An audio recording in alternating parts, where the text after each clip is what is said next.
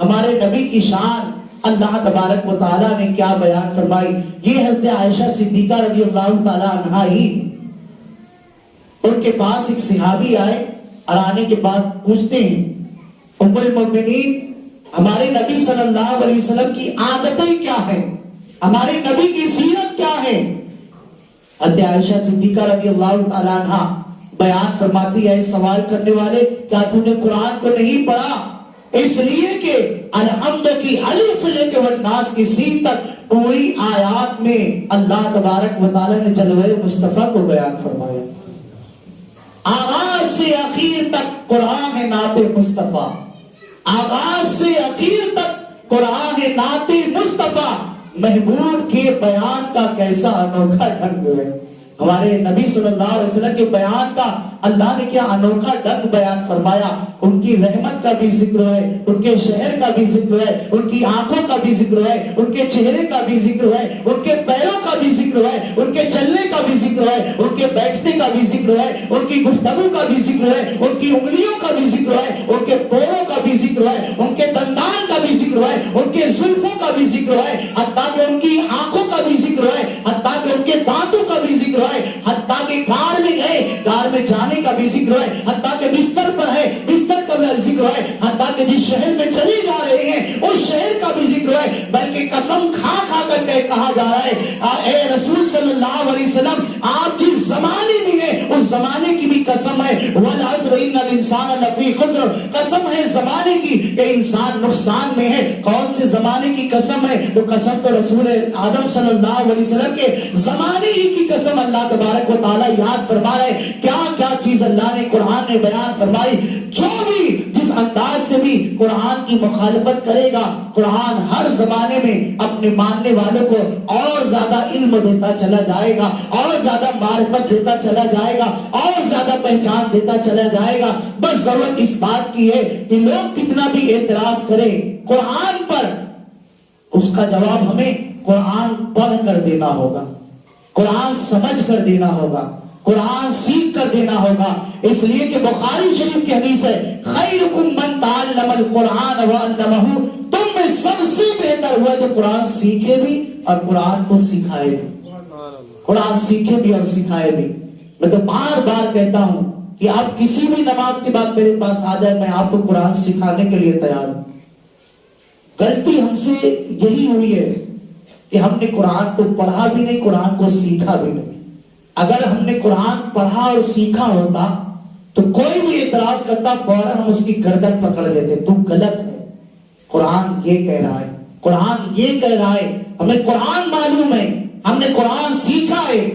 بلکہ قرآن کی بات آئی تو عرض کر دیں قرآن جہاں پڑھا جاتا ہے، جب جب پڑھا جاتا ہے، جیسے جیسے پڑھا جاتا ہے، اللہ تبارک و تعالیٰ اس انداز میں برکتوں کا نزول فرماتا ہے. بلکہ کوئی کتاب دنیا میں ایسی نہیں جس کو دیکھو تو ثواب ملتا ہے، قرآن کو دیکھو تو بھی اللہ ثواب عطا فرماتا ہے. قرآن کا اچھا پڑھنے والا بہترین قاری کے نام سے جانا اور پہچانا جاتا ہے. قرآن سے مسائل نکالنے والے کو دنیا بہترین مفتی اور عالم کے نام سے جانتی اور پہچانتی ہے. قرآن کے مسائل بیان کرے دنیا اس کو مفسر کے نام سے جانتی اور پہچانتی ہے. لیکن قرآن میں کوئی بھی ایسی چیز نہیں ہے کہ جو کہے کہ نہ ہے. اس سے پہلے کئی ہفتہ پہلے میں نے کہا تھا نا کہ قرآن میں اللہ نے ہر بیماری کا علاج رکھا ہے، ہر بیماری کا علاج. اگر ہم کوئی بہت اچھا ماہر ڈاکٹر اپنے علم کی وجہ سے قرآن کو دیکھے گا تو وہ سمجھے گا یہ تو بہترین شفا کی کتاب معلوم ہوتی ہے. اگر کوئی زمین کا علم رکھنے والا، علم جغرافی کا ماہر، اگر وہ اپنے علم کی بنیاد پر قرآن میں غور کرے گا تو وہ تو کہے گا قرآن تو کیسی زمینوں کی باتیں کرتا ہے. اگر کوئی آسمانوں کا علم رکھنے والا، اسپیس کا علم رکھنے والا اگر قرآن میں غور کرے گا تو وہ یہی سمجھ جائے گا تو قرآن سارا علم آسمان کا تو قرآن کے اندر بیان کر دیا گیا ہے. اگر کوئی علم نجوم کا ماہر قرآن میں غور کرے گا تو کہے گا کہ آفاق و انفس کا سارا ذکر تو قرآن میں موجود ہے. سورج کیسے نکلتا ہے, چاند کیسے نکلتا ہے, ستارے کیسے آتے ہیں, سیارے کیسے آتے ہیں, زمین کیسے گردش کرتی ہے, زمین کس طرف جا رہی ہے کس طرف نہیں جا رہی, یا دنیا گھومتی ہے کہ نہیں گھومتی ہے, ان ساری چیزوں کا بیان تو قرآن کے اندر موجود ہے. آئے تو کوئی قرآن کی طرف, کوئی قرآن کو دیکھے تو کہیں, کوئی قرآن کو صحیح سے سمجھے تو کہیں. ہم نے قرآن کو سمجھا نہیں, اس لیے ہم نے سائنس کو سمجھنا شروع کر دیا. اگر ہم نے پہلے قرآن کو سمجھا ہوتا تو ہم ایک سائنسداں کے دامن کو پکڑ کر کہہ سکتے بیٹھ ان ساری باتوں کا علم 1400 سال پہلے ہمارے نبی نے ہمیں عطا فرمایا.